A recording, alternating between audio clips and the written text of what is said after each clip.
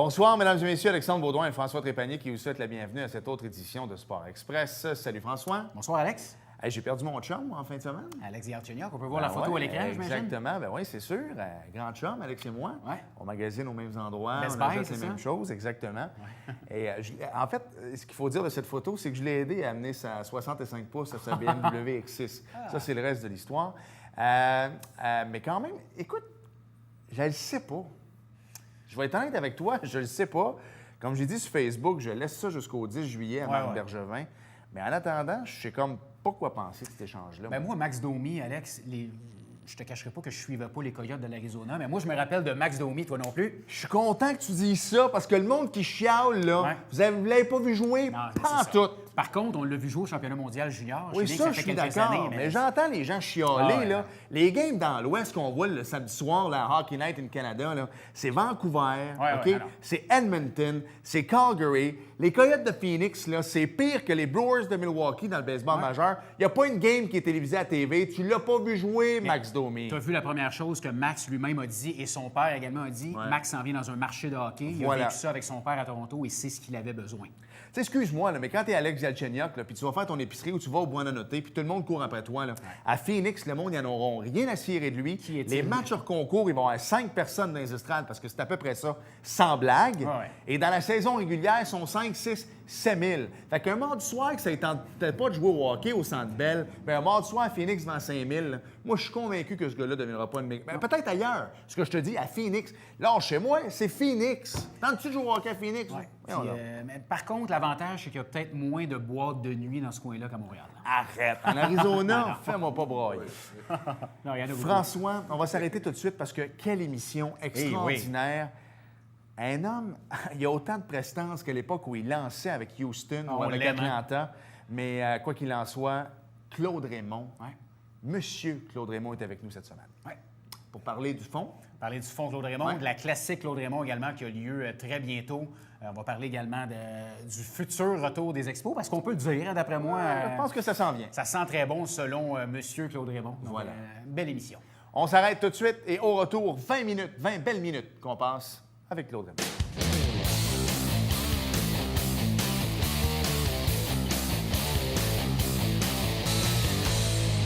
François, notre invité cette semaine, on a l'honneur de le recevoir une fois par année. Au moins. Au moins une fois. On va parler avec lui du fond qui porte son nom, la classique qui porte son nom également. Et on va parler de baseball naturellement. Claude Raymond est avec nous. Salut Claude. Bonjour. Bonjour. Comment vas-tu? Toujours en pleine forme? Ça va très, très bien. Au travers les plates-bandes, la piscine. Ah, ben là, écoute, ça fait partie de la vie, c'est ça. Ça tient en forme. C'est ça. Claude, je veux qu'on parle absolument de la Fondation Claude Raymond. On a remis les bourses récemment. Je veux qu'on revienne un peu sur le but, puis de revenir un petit peu en arrière. C'est quoi un peu le mantra? Qu'est-ce que le Fonds Claude Raymond? La mission du Fonds Claude Raymond, d'abord. La source de tout ça, c'est quoi exactement? Ça a commencé au mois d'août 1971. J'étais encore actif. Mais André Dion est venu me voir avec Jacques Trahan puis Louis McNulty. Les autres, ils avaient dans la tête de construire un mini-stade de baseball pour avoir des tournois à Saint-Jean. Finalement, après 2-3 tournois, on s'est aperçu qu'on n'arriverait jamais parce que là, les prix commençaient à augmenter. Fait que là, on a décidé qu'on remettait des bourses ou on achetait de l'équipement pour les joueurs de balles molles de baseball, les gars et les filles. Puis aller jusqu'à 1980. De 80 à aujourd'hui, on est rendu à près de 2 millions. Là, mais si on ne compte pas de 71 à 80, d'après moi, là, on a un autre 200-300 000 qu'on a donné là en équipement. On habillait, on allait voir le baseball, puis il y avait 2-3 équipes avec l'uniforme complet du Fonds Claude Raymond. On a même fait à Rivière-du-Loup, puis dans ce coin-là, on avait fait une fin de semaine. On avait acheté 6 sets d'uniformes là-bas. Wow. Je vais te dire une chose, je sais que tu as une question, mais toi, tu es impliqué beaucoup dans le fonds Jelly and Ice, la fondation. Écoute, même le baseball, moi, c'est mon sport, c'est plus rendu donné dans le sens que les spikes, aujourd'hui, ça coûte cher. Les gants de baseball, tu en as à 150, 200, 300. C'est pas un sport qui est donné non plus, là, on va te dire. C'est pas évident pour les jeunes encore aujourd'hui, des fois, de s'inscrire au baseball. Là. Tu joues jamais à main nue, quoi? Non, moi, Moi, j'ai quand pas. j'étais jeune, on c'est jouait à ça, main nue. exactement. On s'est endurci, là. C'est fou, pareil. Hein? Tu regardes la différence entre les équipements de l'époque. Tu sais, juste, je suis allé à Cooperstown, les bâtons avec lesquels Babe Ruth frappait. On est loin des bâtons. Les gants, ça valait des gants de kid. Ça n'a pas de bon sens. Parlons un petit peu, Claude, lorsque ça a commencé, tout ça, oui, tu es encore joueur actif, tu en parlais, tu joues au baseball. Est-ce que tu avais quand même le temps de t'impliquer avec la Fondation, de participer aux réunions? Tu sais, je regarde un peu, nous, avec Éric Gélina, quand il jouait à Colorado, bien, Éric était avec nous par FaceTime. Je sais qu'il n'y avait pas ça dans le temps, mais Éric s'impliquait, a toujours son mot à dire sur la Fondation. Est-ce que tu avais quand même le temps de t'impliquer ou c'était vraiment, bon, ben, je fais confiance aux boys, puis ça porte mon nom? Bien, la première année, 71, non, parce que je jouais, moi, là. là. Mais après la saison, on a eu notre premier tournoi de golf au mois d'octobre, après la saison de baseball. Mais l'année d'après, j'ai commencé à m'impliquer, puis c'est rare que je manque une réunion. Pendant que je faisais la radio ou la télévision, j'en manquais beaucoup des rendez-vous, là, mais je ne pouvais pas faire autrement. Puis comme tu dis, on n'avait pas toutes les machines aujourd'hui. Là, puis... Téléphone intelligent, c'était pas trop intelligent dans ce temps-là. J'ouvre une aparté parce qu'il y a eu une transaction au hockey, Max Domi et Alex Galchenyuk, et les gens parlaient beaucoup de l'entourage d'Alex Galchenyuk, comme quoi il lisait ses messages textes de son père entre les périodes. C'était-tu plus facile à l'époque de se concentrer? Il n'y avait pas les réseaux sociaux. Si ta femme voulait te parler, il fallait qu'elle t'appelle après le match. Elle ne pouvait pas te texter entre les manches ou des choses comme ça. Y avait-tu moins de trucs à se concentrer pendant les matchs à l'époque? En fait? Ben, ouais. Nous autres, on arrivait là, puis les salaires n'étaient pas les mêmes. On n'avait pas les écouteurs avec de la musique. On n'avait pas notre ordinateur. On n'avait pas notre mallette avec toutes les adresses des agents puis de toutes les affaires comme ça. Nous autres, on se concentrait sur le baseball. Puis si on voulait appeler notre famille, c'était après le match ou de bonne heure le matin. Moi, dans ce temps-là, j'étais célibataire. Ouais. Alors, j'appelais ma famille une couple de fois par mois. C'est tout, là. C'était fou, là. Nous autres, c'était baseball, puis on pensait à rien d'autre que ça, là. C'est sûr que les médias sociaux de nos jours, on le voit justement avec Galchenyuk, quand on dit que son père le textait entre les périodes pour lui dire « t'as pas fait ça de correct ». Si ça commence à arriver au baseball, dans n'importe quel sport, on s'entend que ça devient... C'est parce qu'à un moment donné, ça t'enlève de la concentration. Ça devient très problématique. Ça te donne des problèmes hors de la glace, puis tu n'as pas besoin de ça. Quand tu joues au baseball, n'importe quel sport, il faut que tu sois concentré à 100 %, que tu joues pee-wee, que tu joues bantam, que tu joues junior, senior, il faut que tu te concentres sur ce que tu dois faire. C'est niaiseux, on a tous des téléphones cellulaires. Je joue à balle quand même dans une bonne compétition. Tu sais, ma blonde fait juste me texter, amène telle affaire, la petite file pas. Je m'excuse, mais mon match, je vais continuer à jouer, mais je suis plus autant concentré qu'au début. Tandis que si j'avais lu ce message texte-là à la fin, ben, j'aurais peut-être été un peu plus concentré. Écoute, la classique Claude Raymond, ça s'en vient également 12, 13 et 14, 15 juillet. Ça aussi, je trouve ça le fun. C'est de l'excellent baseball. Ça a commencé comment, cette idée-là? Bien, c'est un ami qui m'avait suggéré ça. Puis à un moment donné, on s'est aperçu que c'était pour devenir gros. Puis la personne qui m'avait fait penser à ça, bien, dans le baseball, c'était pas un amateur de baseball, tout ça. Puis là, bien, Simon Duchesneau puis Vincent Gagnon se sont impliqués. Parce que ça prenait quelqu'un, ça prenait Baseball Québec aussi, qui avait de l'expérience là-dedans. Parce que si c'est pas de Baseball Québec, ça n'existe pas. Parce que Baseball Québec, il annule tous les matchs de baseball pendant cette semaine-là. Wow.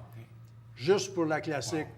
Wow. Là, la classique, bien, là, ils sont tout partout, les dépisteurs. Il y a 3-4 dépisteurs qui se promènent dans la province. Ouais. Ils vont aller choisir les 90 meilleurs joueurs de la province. On a 2 équipes de l'Ontario qui vont venir. Alors, encore une fois, on va avoir les meilleurs joueurs.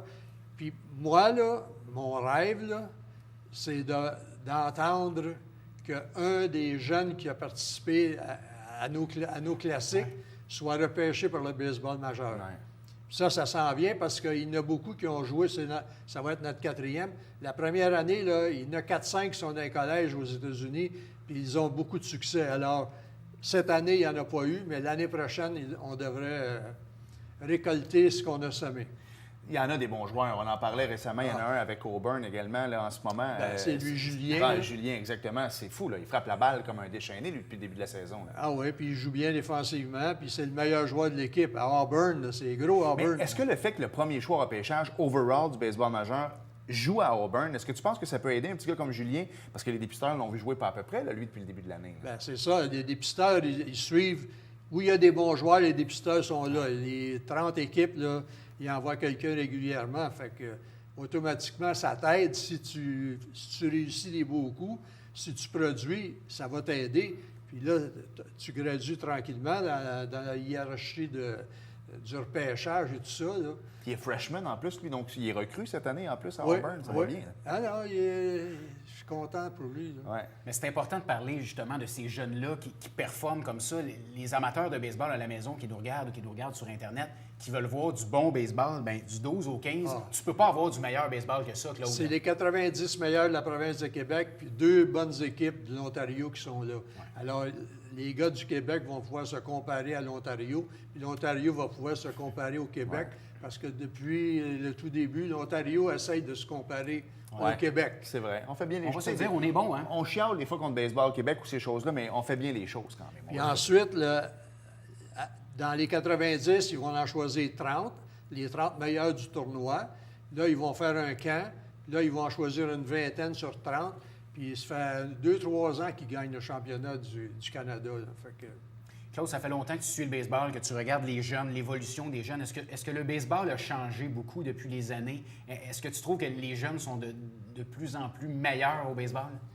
Bien, avec toutes les cliniques de baseball qu'il y a eu dans la province de Québec, là, Ronald Piché, Denis Boucher, moi, Mark Griffin, puis Alex Agostino, puis tout ça, il y en a du baseball, puis les instructeurs sont meilleurs, parce que dans mon temps, les instructeurs ils étaient là, puis ils marquaient ton nom, tu frappes 3e, tu frappes 4e, puis c'est toi qui lances, c'est toi qui joues au 2e but. Ouais. Aujourd'hui, ils enseignent le baseball.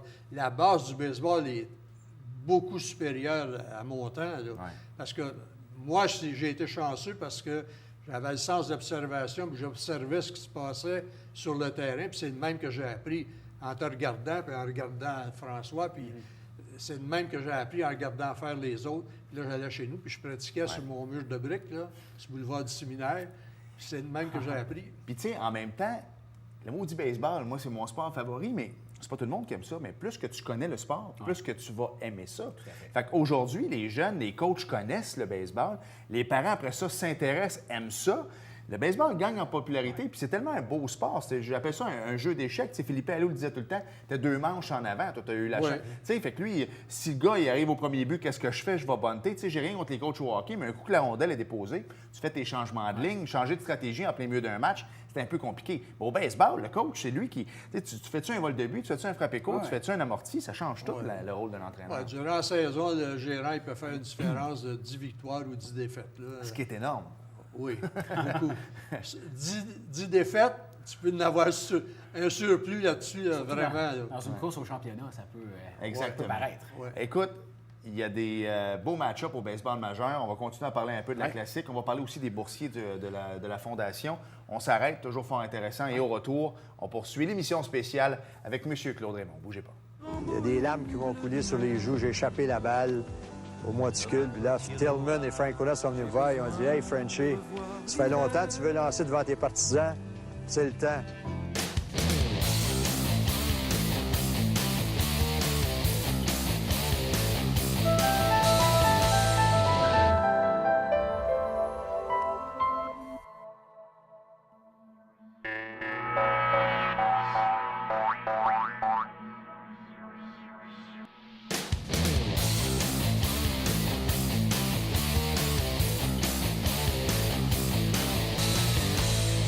Nous sommes de retour à Sport Express et tantôt, on a parlé du fonds Claude Raymond.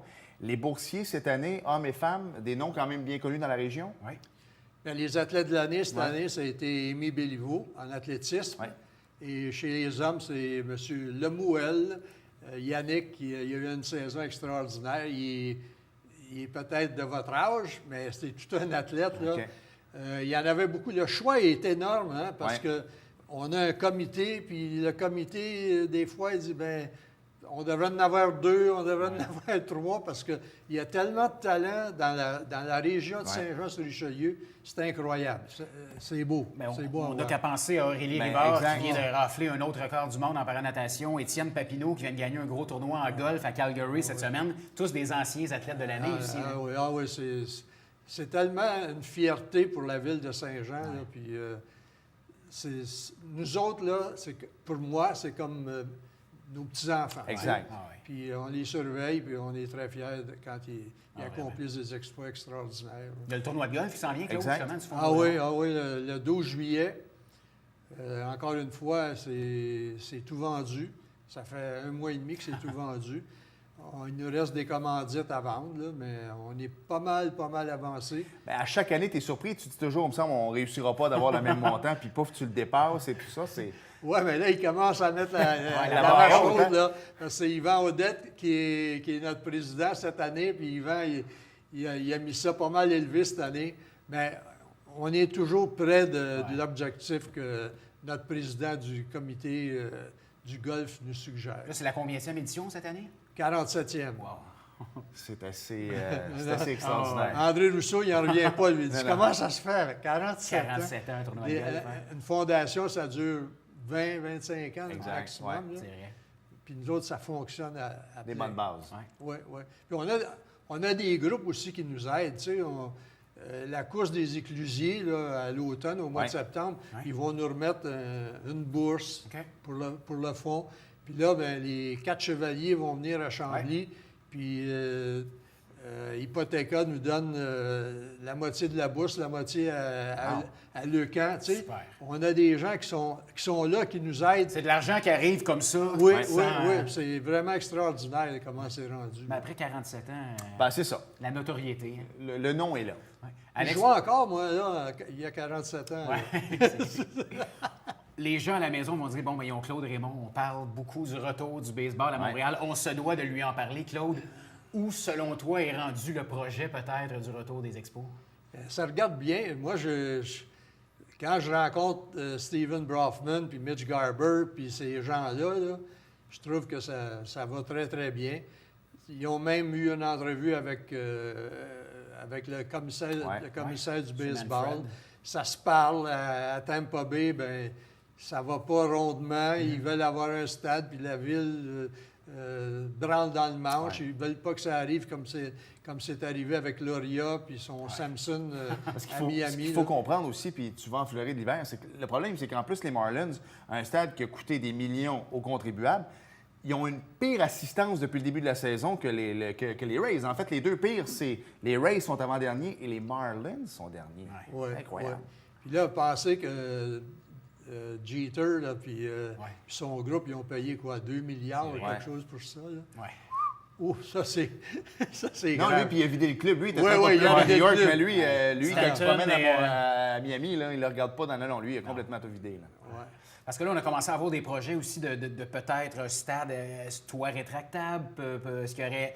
On est là-dedans, là, ça jase de plus en plus. Là. Ah, d'après moi, le site il est déjà choisi. Là. Je ne suis pas sûr, là, mais en tout cas, c'est entre le canal de la Chine puis le fleuve Saint-Laurent dans cette région-là. Ça serait un gros boom pour le bas de Montréal, là, proche du port. Ouais. Là. Parce que là, il y aurait des restaurants, des bars, Dans le feu de l'action. des boutiques. Ça serait vraiment extraordinaire. Est-ce que le fait, Claude, que le nom Bronfman est dans le retour potentiel des expos va aider avec Ça le ne nuit développement? pas. Non, ouais, non. Puis Steven, ça fait longtemps que je le connais depuis qu'il était haut de même. Puis en tout cas, lui, là, il a toujours été low profile, mais il avance, c'est un bulldozer. Il il travaille fonce. dans l'ombre. Ah, Ouais, ouais, il fonce. exact. Ah oui, oui. Puis tu sais, tu avais 2 matchs d'ouverture à Montréal à l'époque. Tu avais le vrai au mois d'avril, puis tu avais toujours à la Saint-Jean quand l'école se terminait. Ouais. Imagine avec un stade au centre-ville, il fait beau dernièrement, il fait chaud cette semaine, ça n'a pas de bon sens.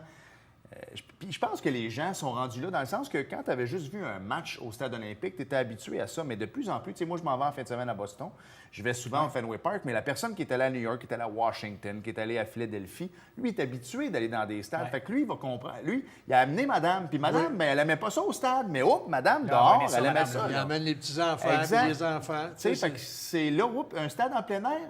Madame va dire, ben je vais y aller. Alors qu'au stade, Moi, excuse-moi, là, mais même mon père qui s'en va en âge et tout ça, qui est un maniaque de baseball, le MLB Network à la maison, même chose. L'amener au stade, là, oh boy, pas sûr. Mais l'amener au Fenway Park, aucun problème. Il va aller dans un stade de base. Sauf que si on parle d'un retour peut-être plus rapide que prévu pour les expos, il y a peut-être des chances que notre stade pourrait être pratique. Là. La première année, peut-être. C'est ça. Un an et demi, peut-être. Là, tu sais. Ça, j'ai pas de problème. Non. Écoute, le baseball cette année, depuis quelques années, depuis qu'ils ont changé le format des éliminatoires, en fait, ça nous donne des courses incroyables. Les Astros de Houston, encore une fois cette année, c'est du gros baseball. Altuve, son gros contrat, lui, ça ne l'a pas empêché de dormir et de jouer à la balle. Là. Non, pas du tout. Pas du tout. Mais ils ont toute une équipe. Hein, il y a des gars là, comme Evan Gattis, là, il sort de nulle part. Il y a eu un début de saison atroce, mais là, il est en feu, là, puis il est rendu qu'il y a autant de points produits que Correa et la gang. Là, fait que, là, Houston, là, c'est mon équipe. Là. Exact, tu as joué pour eux aussi, on va se le dire. Mais moi, je les ai vus jouer en camp d'entraînement. J'ai vu Altuve aussi proche que toi et moi. Au de même, ça n'a pas de bon sens. Ça n'a pas de bon sens. Mais jusqu'à quel point le baseball a changé? Tu es un lanceur et je suis un maniaque. Je regarde des matchs également, peut-être pas autant que toi, mais j'en regarde. Les balles courbes aujourd'hui, c'est inatteignable. La balle, elle rentre à 98 haut à l'intérieur. Ils reviennent avec un changement de vitesse à 82, 83. C'est rendu un sport de lance. Oui, il y a des longues balles. Quand tu pognes, mais les lanceurs, c'est incroyable. Les balles courbes, les balles tombantes. Comment veux-tu toucher à ça? Laissez-vous pas embarquer là-dedans. Non? Là. OK. Moi, quand je jouais, là, on essayait que le frappeur frappe notre lancer. Aujourd'hui, quand j'ai été instructeur l'an dernier, là, je parlais aux lanceurs, les autres, ils ne voulaient pas que le frappeur touche la balle. C'est pour ça qu'ils font des lancers hauts. Mais le lancer haut, si tu manques ton coup le moindrement, la balle est là. Bonsoir. Tandis que c'est à hauteur des genoux, il faut que tu la soulèves, puis c'est loin des yeux. Ils établissent toutes sortes de records de retrait sur des prises. Ils établissent toutes sortes de records de coups de circuit. Puis il y a des petits de 150 livres. Ils frappent la balle à 450 pieds. C'est moi, ça. Mais non, mais c'est justement parce que la rapide haute à l'intérieur, si moindrement tu frappes sur le nez. Tout le monde a un élan en montant. Nous autres, c'était comme un bûcheron. Là. Mais ça a changé beaucoup. Mais défensivement, là, ils sont tellement bons. Puis ils se placent tellement bien sur le terrain. Là. Ça a changé, mais pour les lanceurs, je pense pas que ça a changé pour le mieux. Parce qu'on avait des gars qui lançaient à 100 000 à l'heure. On n'avait pas de radar, mais la manière que le frappeur réagissait, tu savais si c'était vite ou pas vite. Il me semble que toi, tu es un ancien lanceur. Il me semble une petite courbe à l'extérieur, il me semble que c'est plus réconfortant sur un retrait sur 3 prises qu'une rapide à l'intérieur. Non, je sais pas. Il me semble une belle courbe qui a bien réussi. Mais le plus beau feeling qu'on a, là, c'est quand tu fracasses le bâton des mains proche des poignets. Ça, c'est ravigotant. Ouais. Claude, depuis que les Expos ont quitté, les gens se sont bien identifiés quand même aux Blue Jays. On le voit, les Montréalais, quand les Blue Jays viennent jouer ici. Je veux que tu nous parles un petit peu rapidement de notre ami, ton ami Russell Martin, qui cette année, je pense qu'il a fait toutes les positions sauf lanceur, justement. Qu'est-ce qui se passe avec Russell? Là? La misère à la plaque aussi. Défensivement aussi, il y a de la difficulté parce qu'il s'est fait opérer un genou, il y a eu des problèmes avec les hanches. Alors, les années là, ça sont accumulées, puis il y a un petit peu plus de misère à se déplacer rapidement. Son bras est encore bon, mais là, j'ai l'impression qu'il cherche juste la longue balle pour avoir des... Parce que là, il frappe 160, 170, parce qu'il cherche la longue balle comme tout le monde. Puis surtout à Toronto, la balle à voyage, puis ça sort vite. Fait que peut-être c'est ça dans sa tête. Il veut frapper des coups de circuit, puis ça ne l'aide pas du tout. Là. Et en terminant, dossier épineux, qu'est-ce que tu penses des reprises vidéo? Moi, je trouve que ça...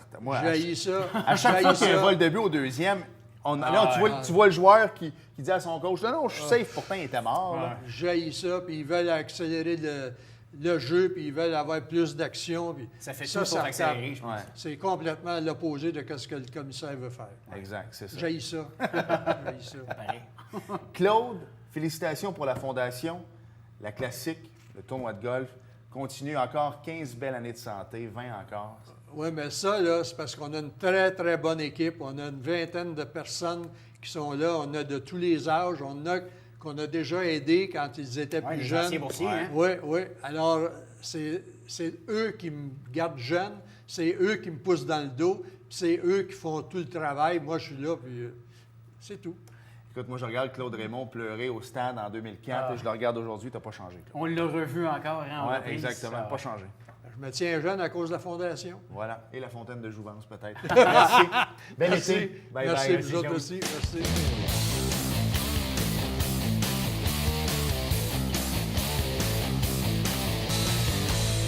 François, la semaine dernière, on a reçu François Lafrenière, lanceur des Pirates Maçonnerie Pro Conseil. Ouais. Ils étaient invaincus. Ouais. Ça a malheureusement changé, mais quel début de saison. Oui, écoute, comme à chacun de leurs passages à Sport Express, les Pirates, malheureusement, ils perdent toujours Ouais. suite à leur visite à Sport Express. J'espère qu'ils vont vouloir revenir quand même la saison prochaine. Mais non, les Pirates ont perdu, mais se sont bien repris le week-end et ont quand même une fiche de 11 victoires, Oui, une monsieur. défaite. Donc, un très, très bon début de saison pour nos Pirates. Parlons un peu de baseball mineur maintenant. Oui, c'est la première édition du tournoi provincial, le Midget 2A Service Matrec de Saint-Jean-sur-Richelieu qui s'est tenu à la fin de semaine dernière. Ouais. Alex, c'est 4 jours de compétition, 8 équipes, 15 matchs, une centaine de joueurs, vraiment beaucoup de plaisir. Félicitations aux élites de l'Anaudière qui ont remporté. Et ça va revenir l'an prochain, donc bravo aux organisateurs. Écoute, ça a été un gros succès. J'ai suivi ça un peu sur les réseaux Oui. sociaux. Là. Bravo à tout le monde. Oui. Boxe un peu.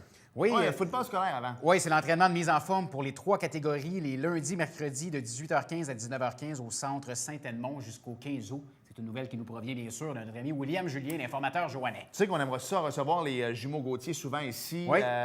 Marc-André, David. Et là, un bel événement qui s'en vient. C'est leur premier gala de boxe olympique, Fighters Pride Boxing, qui aura lieu ce vendredi à 18h30. C'est au campus Fort Saint-Jean, Alex, 15 Jacques-Cartier. C'est au collège militaire. On invite les gens à aller encourager nos boxeurs.